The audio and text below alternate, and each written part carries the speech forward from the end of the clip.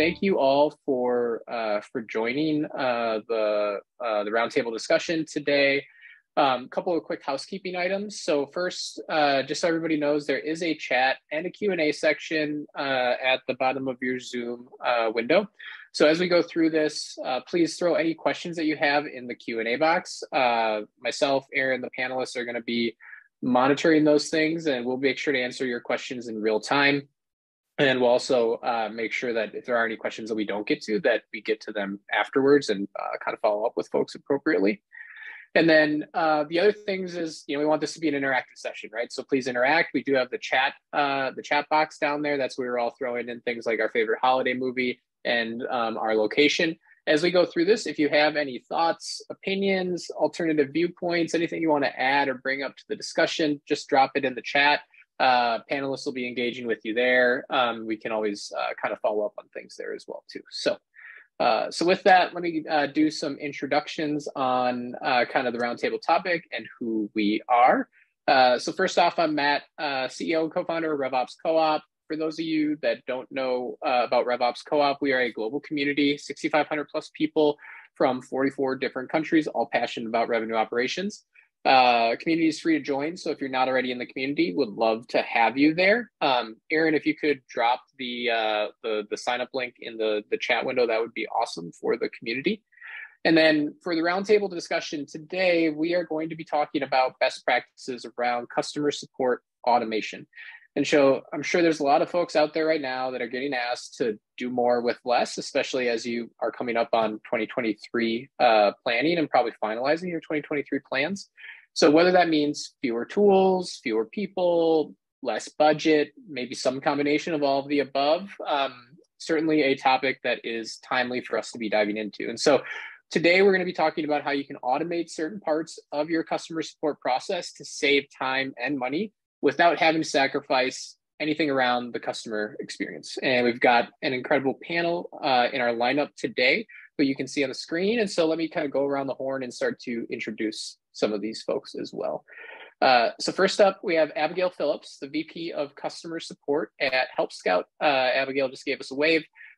So first off, Help Scout is an official partner of RevOps Co-op. They are a leading customer support solution for small and medium-sized businesses. And so given the product that they're building and the fact that they live and breathe customer support, customer success every single day, probably no surprise that Abigail and the crew have a few things figured out when it comes to smart customer support automation. So thank you, Abigail, for being here.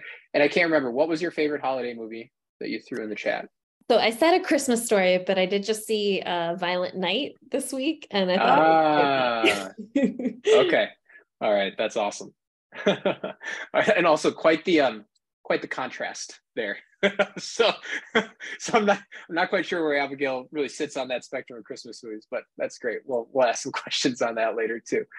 All right, next up we have Mercer Smith, who is the VP of CX Insights and Community at Partner Hero.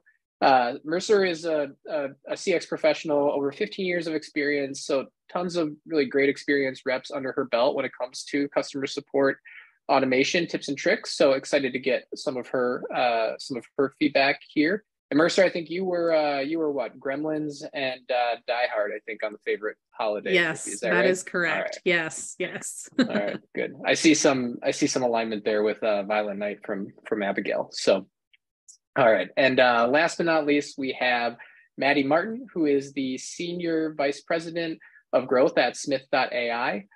So the vast majority of Smith.ai's clients are SMBs and startups who rely on the company's live agents and artificial intelligence to efficiently scale sales and support. And so Maddie oversees sales, marketing, and public relations at Smith.ai. So very unique perspective to bring to the table. And Maddie, what was your favorite holiday movie? Home Alone. Home Alone. All right, I upvote that as well. And another fun fact: Maddie has a 5-month-old puppy at home as well, who may at any given time do one of two things: dart into the background, or require some sort of assistance for a potty break. So we'll keep that all in mind. So thank you all again for being here. Really excited to just get some of your insights on kind of customer support automation. So to get this started, I guess one of the things that we talked about a lot leading up to this discussion was scaled support. And so I guess I'm just curious to hear from each of you, and maybe Abigail, we start with you, is like, what does scaled support mean to you and to the folks at Help Scout? Sure. So I definitely like looking at scaled support from the customer lens. So it really means meeting your customer where they're at and what they need to get their problem solved. So you're allowing for things like different levels of complexity, different sizes of the business, how quickly they need a response.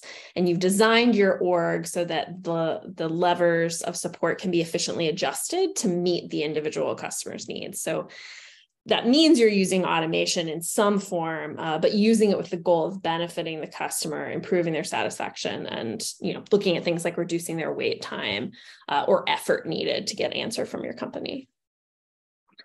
Yeah. So is it fair to say that I guess kind of segmenting your customers into kind of appropriate, call it buckets or tiers, maybe is one way to approach that, or how might folks go from, I don't know, non-scaled support to something like scaled support? What are some of those first steps?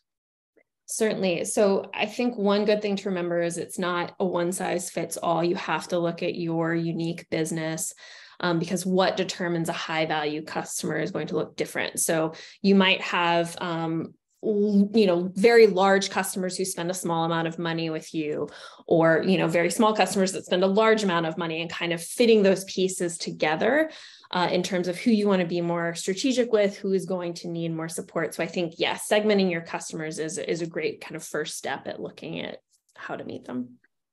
Yeah, makes a lot of sense. And I'm thinking back to, I know one of the things that I did previously on the BizOps side at an early stage startup was kind of developing some of those tiers, and the fact that you might have call it quantitative criteria for some of that, right?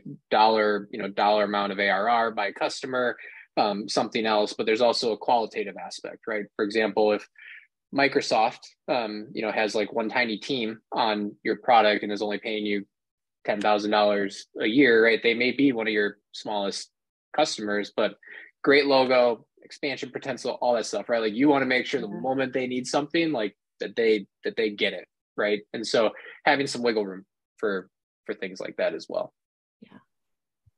Yeah, Maddie. Great point. Yeah. What about you, Maddie? What on the Smith.ai side? How do you all look at scaled support? I know you all have obviously like kind of a unique perspective given the agents and the things that you provide to your customers, also that you probably leverage yourself. So yeah, what does that mean to you all? Yeah, we totally leverage it ourselves. I agree with everything that Abigail said. I also think that it really, you hit a point where you have a certain scale where you need to focus a lot on triage. And we see a lot of documentation come first, and we see a lot of tiers also at around that same time, but there's not necessarily a sense of delegation, a sense of control around delegation, and a sense of comfort with that delegation that we think the earlier you get comfortable in delegating and automating some of that first layer, first touch of support where someone is reaching out, what is that experience like? And are they triaged or funneled into the right initial resource? All of us have had really bad experiences, and then some of us have had really good experiences. There's a really great chat experience you can have. There's also a really bad, annoying looped chat experience you can have where you're just banging on the keyboard trying to get a live agent, right? So I think it's important to set expectations really properly, no matter what tier people are on, and to be proactive about trying out that experience and making sure that it works well. And that's why we used to say eat our own dog food, but it's better to say like drink your own champagne. So we drink our own champagne. I like that. We have circulating that gospel. We have our agents answer our own calls, and there's some basic FAQs that they can handle. And then often it needs to be a scheduled call or triage to the proper person who will handle that tier of support for that client. So really like focusing on the front line and making sure that's a good experience, regardless of tier, sets you up for success later on for whoever is going to end up handling that. So how did you, so first off, thank you for the drink your own champagne analogy, because I don't know why it's like one of my biggest pet peeves when I hear people say like eat their own dog food, because I'm like, why on earth would you ever eat dog food? Just stop. And like in startups, it's something people say all the time. So I appreciate that. But two, as you mentioned, kind of I think the point where you all are at today with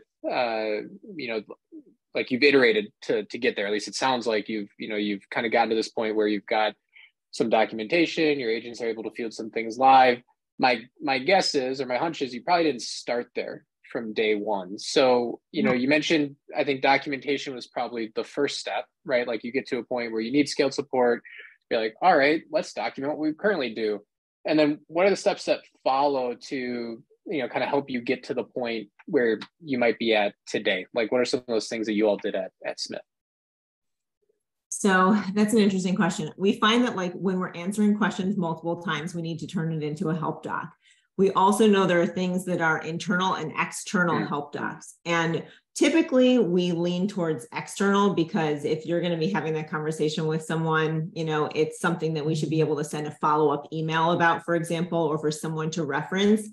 The thing that's the biggest pain point as you get started is consistency. Do you have the same response to the same scenario as much as possible without the very, very VIP coming into the picture every time, no matter who is handling that situation or that request, right? It could be an upsell, it could be, an escalation, whatever it is. Are you consistent in delivering that experience so that people know what to expect? They can, even when they're referring, as I mentioned in the chat, they can say, I trust Smith AI to handle, or I trust this business to handle things the same way. And I rely on that consistency, and that builds a lot of trust. So it's important that you, I would say, when you're early on, document as a default.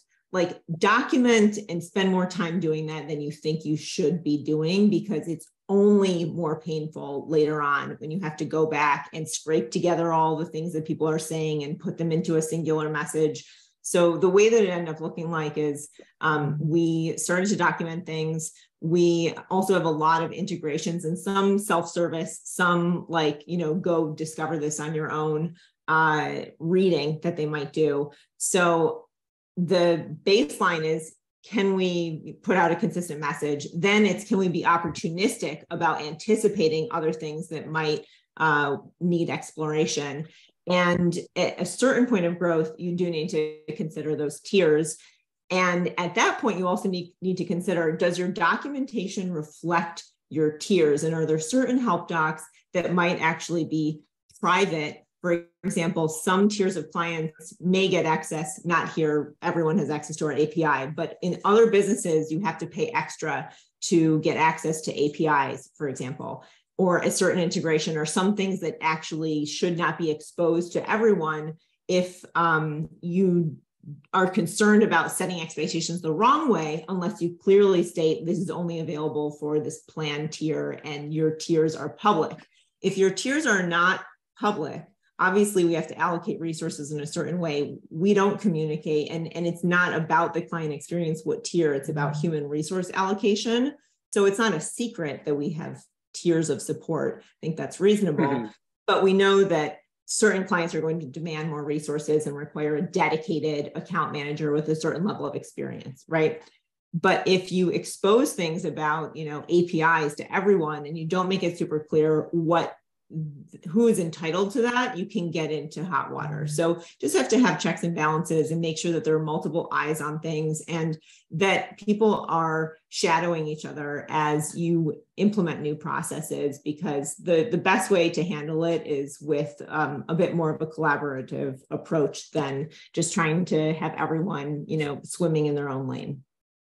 Yeah, I think the interesting thing there is maybe that I'm curious if you all agree with this, is like one of the first steps to take on the path to smart automation is actually a manual one. It's document the things you're currently doing and probably do those things manually. And if you realize that, like you said, Maddie, are you fielding the same type of questions or customer support requests often, and you're typing the same response, back? Maybe that means let's create a an FAQ document on that, right? And whether you're talking about support or any other place of the business, I think that's always a great place to start. We've all probably seen the memes, right, where it's the person sweating and they're like, should I spend 5 minutes doing this manual task or 6 hours trying to automate it, right? And I think like you don't need to, like, the first thing to consider is like you don't need to start with automation as the first step. So Mercer, we haven't heard from you. I guess I'm curious on kind of your perspective. I know as Maddie and Abigail were talking, I saw some head nodding, but yeah, whether it's, in your role at Partner Hero or where, kind of the CX experience that you have in the past, when it comes to getting started on your kind of support automation like journey, what are some of the things that you've seen, that you've done, that you've considered in the past that have kind of helped you? Sure. I really loved your point about the fact that we don't just need to automate everything. I try to take a really data-driven approach. So what I've seen work in the past, a lot of my experience prior to Partner Hero is scaling from like 1 to 30 in terms of like building a support team from the ground up, right? So scaling is something that I've definitely got in my wheelhouse. And I think we have this tendency to like, okay, let's bring in bots, let's try to automate everything, let's build a tool for it, but we don't necessarily always have the resources to. So I think the best thing is like build an Airtable, use a Zap, do something along those lines to get data about what the actual impact is before you consider doing something more in depth or more intense, or investing in tooling that will help with that kind of thing. Because I think, we all want to help the customer, but we also all make assumptions about what the customer actually wants or where we're going to have the most impact. And so kind of diving deep on something without having any data about the impact or any data about what people are actually hungry for can be a real detriment to that scale, right? You spend so much time spinning your wheels up about these side projects that you end up not actually accomplishing the end goal, which is moving more rapidly and also ultimately freeing time for your support team to work on more impactful projects. Yeah, so that's actually, I guess, kind of I have a follow-up question on that, because we talked about, maybe the manual aspect of this being some of the first like things that you do, but I guess before you even start to do anything like that, you need to, I guess, have some sense of like what process are you looking to improve, right? Where automation could potentially help. So like all things, right? Like we had a panel discussion yesterday where we were talking about, how folks can kind of do more with less in 2023 across like marketing and implementation and RevOps. And a lot of it was around improving your efficiency metrics, right? So not how do you increase overall volume of things maybe going in, but how do you improve things like conversion rates, right? Because then you can take the same thing you're getting today, but produce a better outcome. So if we think about that in the lens of, customer support, like what are some of those KPIs, those metrics, like what are the outcomes that folks should be looking to drive or improve upon on the support side so that they can, put together that business case, right? Or evaluate the ROI of certain things, right? Is it, I don't know, is it, decrease in overall response time? Are there conversion rate metrics that folks should consider? Like, what are the main ones? And out of Mercer, maybe we start with you since you kind of brought some of that stuff up. Like, what are some of those KPIs that, might be most relevant? My answer to this question is really sloppy. Primarily because I just don't think that any one KPI is going to accomplish that, right? I think that you're better served by correlating KPIs, especially because single KPIs in the context of support can incentivize some less than good behaviors, right? Mm-hmm. And so when we get into things like, oh, we really want to like drop average handle time. Okay, great. But like, what is the actual impact of that? What are you trying to do other than just like reduce the amount of time that your support team is handling tickets for? So I think correlating things like customer effort score and customer satisfaction with those more time-based metrics or numerical metrics is the best way to do this.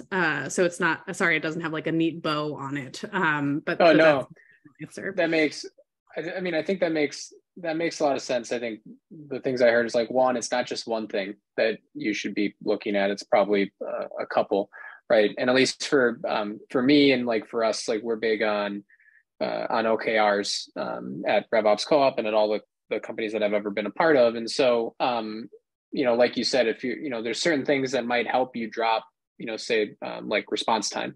But at the same point, that doesn't mean that you should ignore things like, satisfaction scores, right? And so there could be, one particular call it process or thing you're trying to improve, but you're trying to drive an outcome on both of those, right? You want to drop your response time without having an impact on your satisfaction score. And so it's important for folks to just not lose sight of kind of the impact on some of those other areas. Abigail, I saw a lot of kind of head nodding from you. What do you have to add to what Mercer said? Oh, I loved her point and completely agree. And I really feel for any support leaders who kind of get the message of they have to improve one metric, because it really doesn't tell the story of the customer experience.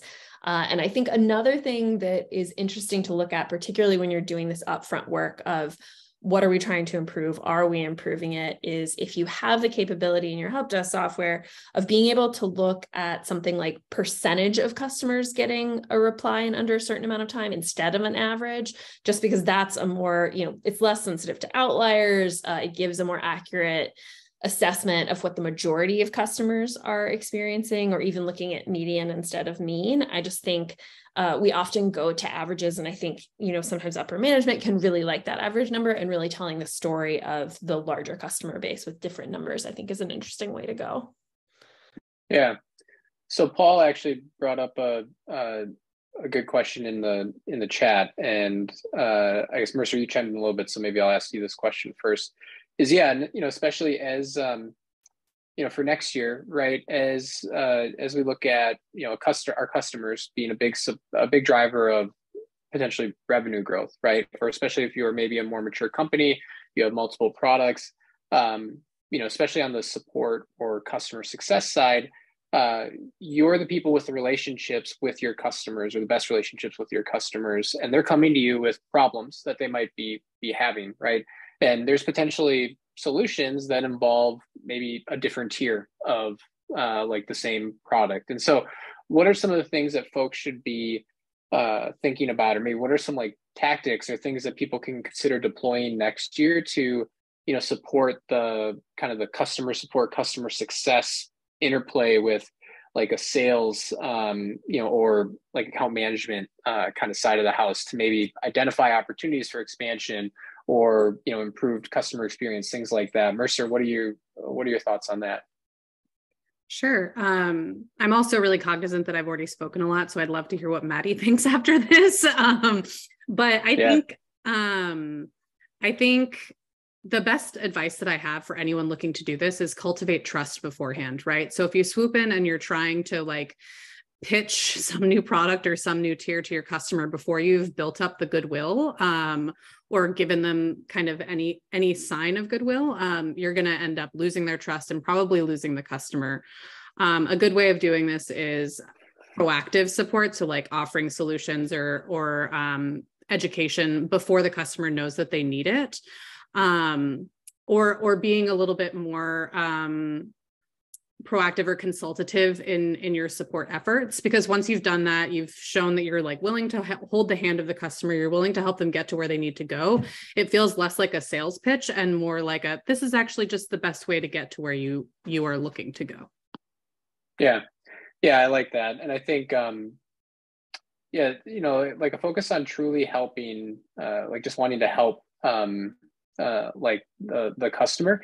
And to me, at least, one of the things, like when I'm on the buying side, the thing that is most helpful is like not only tell me, hey, we've got this other product or maybe this additional tier, right, that might help you, but like here are some other like potential workarounds that aren't great, but they might work, right? Like you could do this thing manually, right? You could get a different login to the same instance, right? Like there's like other options, like lay those out for me, because one, like when you do that, you're probably going to I'm probably going to come to the same conclusion, which is like, wow, I actually don't want to do those things. Like I'd rather just buy the thing that you're telling me is probably the best solution. And then two, like that's an immediate trust builder, right? Because it's clear that like you have my best interests at heart. Yes. well. I just say, like, on the sales side, interrogate like why you're pitching it, right? Do you really believe that it's going to make the most impact for them? Or is this about something else? So, interrogate that on your end. Yeah. Maddie, what about you? I saw you kind of tending to the pup there. So I wasn't sure if you had time to add in. It's the witching hour, apparently for him. While it's quiet, and I apologize if he starts barking. I honestly think there's so much bonding that can happen when you have joint trainings and you talk about objection handling. And the reason is, like, when you have escalations, when you have cancellations, when you have, sort of those uncomfortable situations, there is a need for objection handling. And there's always a need for objection handling in sales. And there's really like a common brain share. Yeah. Well, we'll let Maddie come back. I'll finish this point and then I'll go tend to him for a second and I will be right back. But the point is, like, objection handling is a shared space that they can both understand, both of those teams, and to make sure that messaging is consistent, because you want to make sure you have a consistent, way of handling those objections across everyone at the org. But also it feels very empowering to know that there's that like shared brainwave, and you feel like, okay, well, if I am empowered to begin this conversation, when that conversation carries on with sales, or when I sell this client and that conversation continues on with support, there's continuity there. So I find that in reducing friction between those teams and whose domain is it, it's important to have those rules, but also important to feel like people are at least operating under the same principles. And one of the things that we do at Smith AI that it took us a little while to figure out is also like returning clients. So people who had used Smith AI, maybe they have a seasonal business, or they, grew, shrank, expanded. There were different waves in their business, and we were part of them early on, and then they want us back. We have those go to client success to support. So it's important to set boundaries where they are needed, because there can be areas where you don't want to be in a situation where managers just have a flood of messages coming to the sales manager saying, like, why didn't this come to sales sooner? Or who's handling this? Right?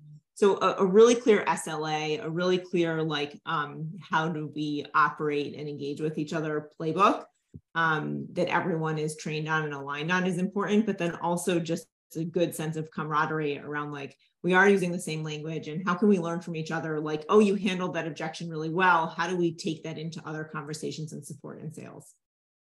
Yeah.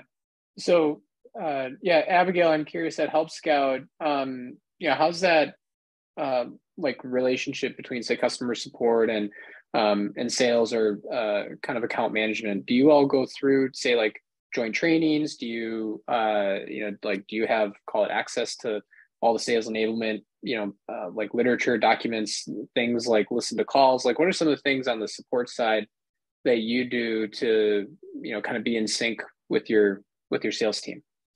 Yeah, I was reading through Paul and Pamela's questions in the chat, and so I'm glad you asked.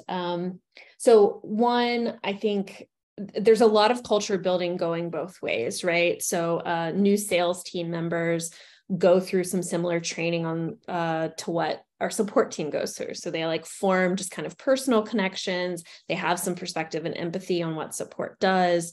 And also support being aware of the same type of changes in language. Like if marketing makes a change on a website, then support is in the loop too of how sales is, changing how it's pitching this one feature or something like that. And I also think one of the best ways to get support more comfortable is really understanding that their lens is different, right? So going into this and framing it to them of why this is helpful to the customer, why this pass off, why this handoff is helpful to the customer, and maybe even bring in an example sales customer to talk about their experience and how helpful it was, and how impactful, XYZ feature was to them. I think that can really resonate with folks, and understanding that you're not just asking me to do a salesy thing, you're asking me to do something that there is substantive proof that when people use this thing, it really benefits them and they enjoy it. So I think if you've got that kind of proof in the pudding, really make sure you share that with the support team. Yeah. And I guess my next question, and I guess Mercer, maybe I'll ask you this is, I think whether you like I'll say this, customer support and like sales, I think are probably looked at as, say very different, right? And maybe, people who participate in one or the other are, I don't know, cut from a different cloth, right? But like different personalities, say different people might be attracted to, one versus the other. And so, yeah, like how do you maybe, I don't know, get around the cultural aspect of that, of like, well, I'm in customer support. I'm here to I'm here to serve our customers, right? Like I'm not here to sell, right? Or like I don't have a quota, right? Or maybe, I don't know, maybe they do. Like I guess that's kind of my question is, have you all experienced ever any pushback from teams on like the support side of, maybe needing to have that relationship with sales, and part of their job being to identify when someone needs potentially a new product or a new solution that you have? For sure. I think Abigail made a really great point, right? In that if you're speaking the language of support folks, it's going to make an impact. So if you come to them and you're like, yeah, I really want you to sell like 5 of these packages, they're going to be like, okay, yeah. I'm not going to do that. Like it doesn't serve my customers at all. But if you come at it and you say like, oh, look at all of these impactful stories of these like 5 customers who have had a really excellent experience transitioning from tier A to tier B, they're going to have those stories and they're going to see it when a customer comes through, right? A customer comes through and is like, oh man, I really need help doing this. Your support team will think back on those stories that the sales team have shared and will say, oh yeah, actually this would be a good solution. That's part of the solution that they can provide. It's not just about, providing documentation or anything like that. It's a little bit more consultative in an approach. And I think it comes down to speaking the same language. Like for support folks, it's learning the language of product or learning the language of engineering. But for sales folks, it's learning the language of support and using the vocabulary and descriptors that the support team understand and care about. Yeah. Yeah. It's kind of like, again, we have sales enablement on the sales side for the sales team. I think like, enablement really needs to span across the revenue go-to-market engine and include support, right? Like, those folks need to be enabled to, have customer stories like you just mentioned and identify, when those opportunities should arise. So yeah, makes complete sense. So I guess I'll pivot a little bit back to some of the stuff we were talking about on the automation side. So I think one of the things that folks are curious about, and I'm curious to hear perspective from you all as well, is part of I think the trade-off that people look at when it comes to really automation of any kind, especially when you're talking about your customers, is that, it inherently is going to involve some lack of personalization that, if you get something wrong, could result in your customers feeling like, they're just talking to a bunch of robots, not people. And then I think the flip side of that is you've got, probably a bunch of like customer support folks, right, who maybe have been, doing a lot of that work themselves, right? And now you're talking about automating, maybe a part of what they were doing, and they could feel, diminished in terms of the value that they're bringing to the table as well. So I guess maybe Maddie, start with you if you got some quiet time with the dog there, is like, yeah, how do you think about that trade-off on like the personalization side as it relates to your customers, and then, your own team, right, potentially feeling impacted as well? Well, I think that really it goes down to making sure that people have buy-in and participate in any of those changes that happen. And that it doesn't seem like there's an unfair advantage, because sometimes when you add automation layers and when you outsource or have remote workers who are helping to augment and support the organization ultimately for everyone's benefit, it can feel in the short term really like there are haves and have-nots, or there is a risk of your role being automated, or does the company understand how valuable I am, right, in my role? They trained me to be in it, and now it feels like they're sort of abandoning you.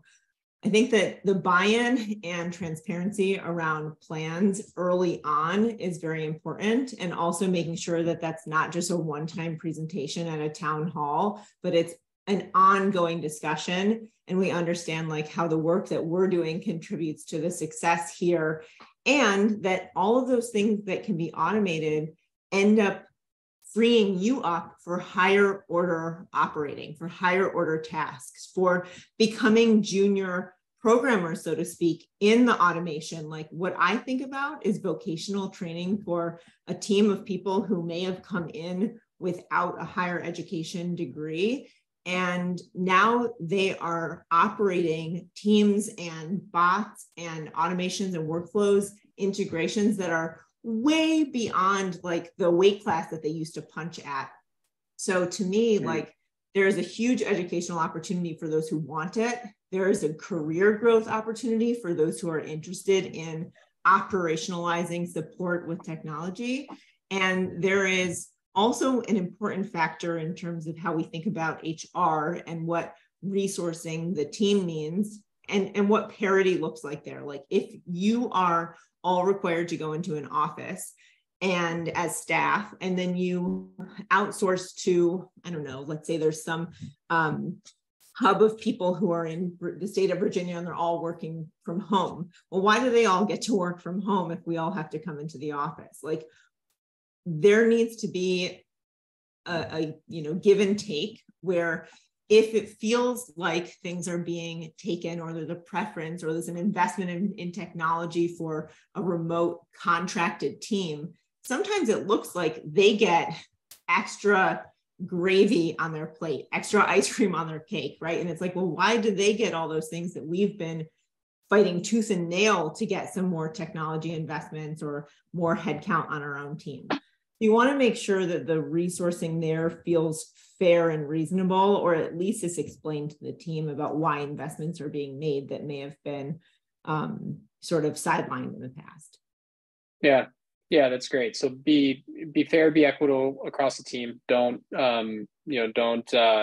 only say deliver automation or process improvements to certain folks or certain segments, right? And then make sure that it's clear that they're part of the process, part of the journey in terms of how you got there, and part of your messaging needs to be not necessarily what you're, I'll say, quote unquote, taking away, but what you're getting in return, right? Be like, hey, sure, maybe like some of the stuff that you were previously doing manually is now taken away, right? But think of all the things you're getting in return. You're getting educated on this new technology. You're becoming these junior coders, like you said. You've got experience with these tools, this integration. You're now going to be freed up to do these much like higher value add activities that you weren't previously able to do. Mercer, I think there, Matt. Sorry. I mean, I also think it's really important to have, like, with your team, one-on-ones and document any discoveries that you have with people and what's important to them, and also what they're saying to you that they want, because it's really hard to repeat that back to them if it hasn't been documented. Like if they are saying to you, I really would like to be doing less tier 1 support, and you bring a resource in to do tier 1 support, then you have to say, like, look, we listened to you, and many of you in our when we looked through our one-on-one docs as managers, you all were saying the same thing, and we have listened to you and resourced and invested in this. It's a very helpful and powerful reminder that people in their day-to-day may not be in touch with at that moment when that message is delivered, but you can reinvigorate, you can revive sort of that feeling that they had when they shared that with you originally.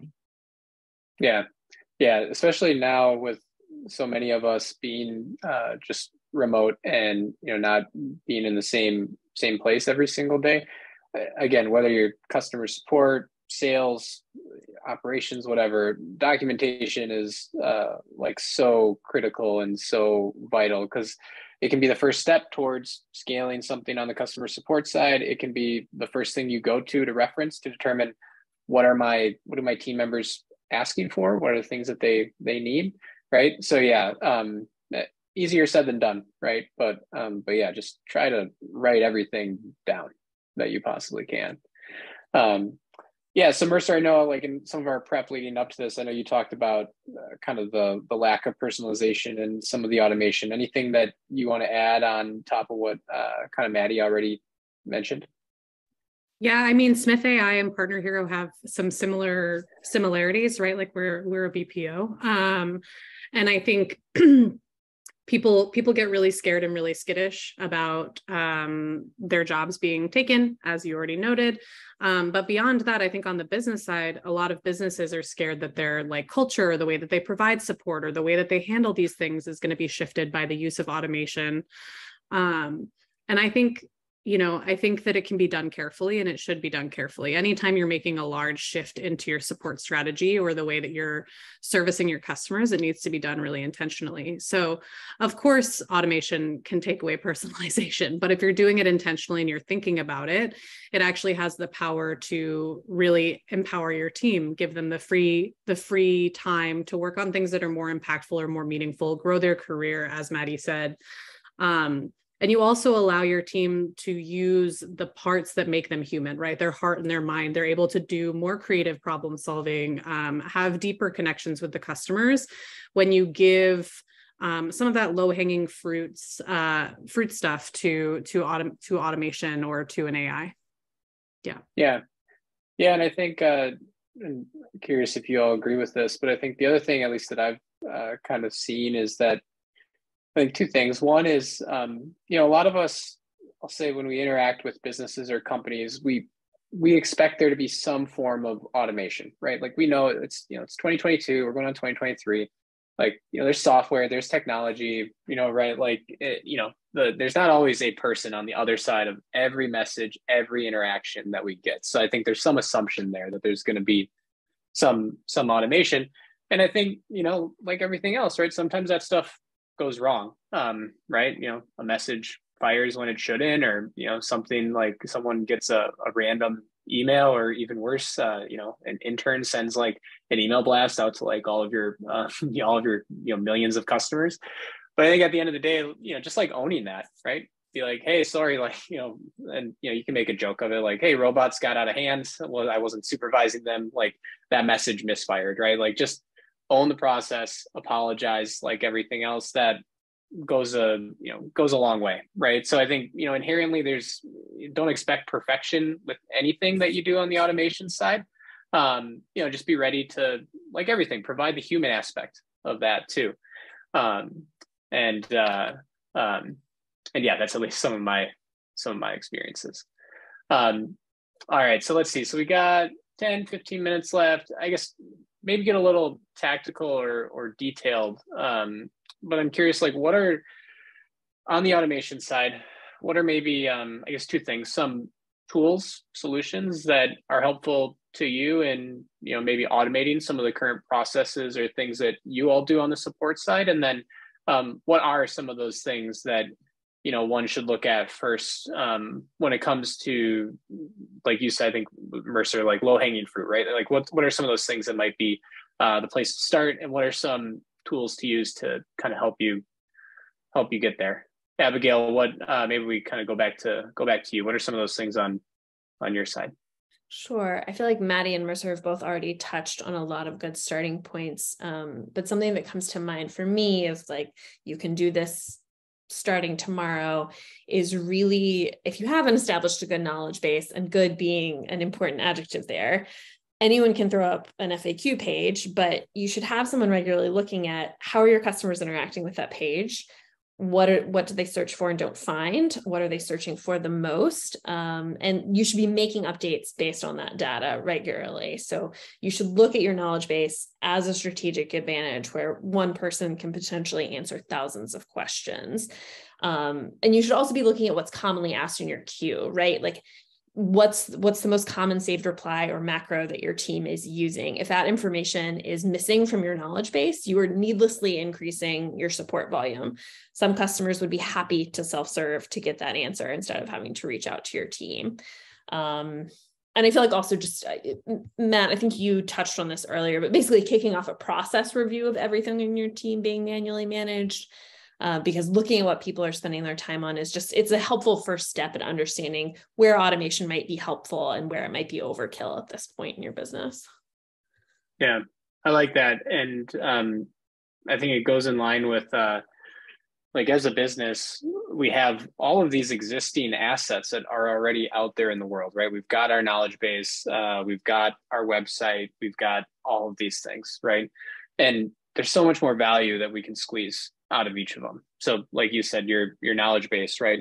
I mean, that can not only inform things that you can automate on your support process, but you can hand those analytics, that documentation over to your product team, right? And say, hey, like people ask us for this all the time, right? Like, it would be great if they stopped and if you could fix this in the product, right? Or, we talked about the interplay with sales, right? Like that's another area where, your documentation, can also act as like product marketing material, right? Make sure people know the breadth and the capabilities of your offering, right? So, look at those existing things that you've already got. And yeah, how can you do a content refresh? How can you provide value to other teams with that as an existing resource? And Matt, I think that's such a good point, because if there are high levels of customer inquiries that can be automated, then there's something likely proactive that could be changed, right? Like including tooltips in the software or just changing the page that the product is on. Like you don't need to think necessarily about reducing support volume. Like, can we change the thing that is creating the support volume in the first place? Yeah. It's like, try to go to, like the root of the issue, right? Yeah, that's great. Maddie, what about you? So we've got knowledge base, kind of covered. What are some other areas that folks might be able to look at? Well, so you just reminded me, Abigail, about a product thing that I want to mention, which is on the hard end of the scale. So first I'll mention the easy thing, which is tagging. So if you've got a knowledge base, and if you have, I'm so happy to see nodding heads. It sounds so basic and simple, but we don't often do it as well as we could and as usefully as we could. So think about like all the times you have an escalation related to an integration. So let's say Smith AI integrates with Salesforce or something, right? You might have some tickets come through and they're all about that Salesforce integration. Well, you want to make sure that you're tagging that as Salesforce so the product team or the product marketer at least can go and say, like, what is it about this integration that's creating noise or friction for people or concern, or all of those are upsells because they want X, Y, and Z now that they have the Salesforce integration. Like what is it that's thematic there that you can tag, and how many ways can you tag it in a useful form? It might be you have a tagging for your tiers, right? You might have a tagging for certain SLAs that are being met or not met, but themes and different ways of categorizing those support tickets can be helpful in the same way that Abigail was mentioning, like how much volume is coming through those particular requests, how many views are on those particular pages. You'll get a sense of how intense that popularity is, for better or worse, if you also use tags that are very countable, right? So that's one easy thing that you can start doing, is think about how can we tag things for better management visibility into what actually is going on. And that goes beyond like the simple metrics, right? I mean, it's more qualitative. You have to read. And then on the harder side, like one of the things that we found a lot of value in is making product changes that are client facing, that they can control in their own dashboards. So we used to get a lot more client update requests that were related to, I'm going on vacation, so don't transfer calls to me for the next week. I'll be in Aruba or Alaska or wherever. And now you can set, temporary leave, or you can set what holidays you'll be working or not in your Smith AI dashboard. So things like that used to be a lot of very time intensive and very basic, low brain intensive tasks. Like how bad would it be to screw that up for yourself in your own dashboard? And how hard is it for product to execute on that request? So those things take a little bit of advanced planning, but if you've got that volume that's coming through and you know that you're going to continue to see that volume, especially as your client base grows, you might as well invest in it before it becomes really time consuming, and not necessarily something that you would want or have the ability to have a bot handle or a third party handle. Yeah, Yeah, and you need the data to be able to I guess communicate the value of that, right? If you're like, hey, we're getting all these requests, for people that are heading out on vacation, like, can we please just like build that into the product so that we don't need to handle that manually? It's like, well, how many requests have we gotten? How much time does that take? And you're like, I don't know, it's just a lot. Like, can we just please fix it? Like, you're probably not going to get too far. So Mercer, it sounds like the tagging was something that was on your mind as well. Yeah. So we've got tagging, we've got knowledge base. I guess anything either maybe on those two subjects you want to add, or you got a third by chance that you want to drop on the group? Luckily, Maddie made all of the points that I was going to make about tagging. So thank you for doing such an amazing job on that. But I was going to, I guess, being on the more proactive side, I think tools like Solvi or getting documentation or information in front of your customers prior to them knowing that they need it. I mentioned this earlier, can be really good here, and you can use automation. In-app onboarding tools like app queues are not just for onboarding. They can also be used throughout the customer lifecycle. They effectively help you to make little tooltips. I think Help Scout just made a tooltip option as well, maybe. Great, amazing. And then, things like Help Scout's Beacon or Solvi, which integrates with Help Scout directly, can be really helpful as well. They effectively surface information to customers based on what they type in the contact form. And those are some really good lightweight lifts that you can do to start like dipping your toe into the automation pool and see how it helps. Yeah. And then I know at least one of the things that it seems like I wish I never had to leverage, but that I do like for stuff is Zapier. So do any of y'all have kind of a Zapier, maybe a Zapier like tool that you're leveraging as well? I know for me, it's things like automatically, people that register for an event of ours, right, automatically get added to a Google Calendar invite.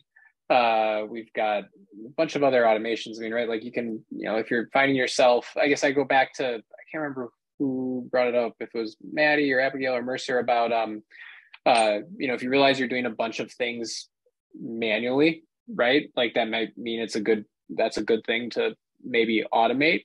Right? If you realize like, oh, wow, like for every event that we do, I'm manually adding people to a calendar invite, that might mean it's a good thing to automate. And chances are a tool like Zapier can kind of help you with that. So I don't know if any of y'all have, whether it's Zapier or maybe another kind of integration type of tool like that might be a favorite. We use Zapier for a lot of stuff. Zapier Bill is our fastest growing bill. But yeah. We use now also ClickUp a lot for Zapier used to be cheap. ClickUp task automation and assignment. So we used to, it's a friction point to have to assign conversations. It goes back to this. So if you have to assign a conversation and a conversation has maybe multiple stakeholders, or there's an account manager, and then there's a client update team that's going to do that thing and then report back to the account manager, you can have a lot of back and forth passing of support tickets. And that leads to friction and loss, and some balls get dropped, right? Even if the work was done, like, did you assign it back to the account manager to make sure they told the client that the work was done? So that can be a human error, pitfall that a lot of folks can fall into. So having a separate system sometimes for automating the actual task to be done, or that assignment is done of that person in the other system. We use ClickUp currently, and then it comes back into the support tool to say, all right, go ahead and tell that client that the work was done. Just having those different separate systems for assignments reduces that volley back and forth of the assignments on a single ticket. Does that make sense? Yeah. Yep. Yeah. I mean, it's anytime you add more people to the mix, things get more complicated. So yeah, if you can, but like the loop's got to get closed, right? So things you can do to automate that make a whole lot of sense. All right. Any last words on either that or anything else for the crew here from Mercer, Maddie, or Abigail? No? The one thing that I put in the chat is Grammarly. All of our agents have that when they are contributing to the call summaries and chat and things, but if they have to actually write something out. But Grammarly is your best friend for a lot of people who, don't naturally have the best writing abilities, but they have a lot of like skill that you need for them to be in that role. It up levels pretty much everybody. So that's a great tool to immediately have, and it works in pretty much every platform. I will be the first to admit that my grammar and just writing and spelling and punctuation in general, especially if anyone's ever gotten an email from me, is just horrendous. There's random words where I use caps, random punctuation thrown in there. I'm just like quickly trying to get my message out. So yeah, you don't want me on your customer support team. I'll just say that. All right. Well, with that, we are basically coming up on time. So I'm going to let kind of everyone here go, and we'll kind of wrap things up. First off, Mercer, Maddie, Abigail, big thank you for participating on the panel. Also, all the attendees, thank you very much for showing up, for all the questions, for the dialogue as well. As a reminder, like I said, this event was recorded. We are going to put it up on our website along with a summary in a few weeks. In the meantime, the folks at Help Scout are going to be following up with all the registrants and attendees with at least the raw recording, so you will be hearing from them. Again, if you want to join RevOps Co-op, you can do that at our website. And if you want to learn more about Help Scout, you can do that at their website as well, helpscout.com. And last but not least, you can find Mercer, Abigail, Maddie, myself, all on LinkedIn. So if you want to continue the conversation on any of this stuff, feel free to hit us up and reach out. But with that, I will let you all run. So thank you again for your time, and have a great rest of your day. We'll see you later, y'all. Take care. Bye.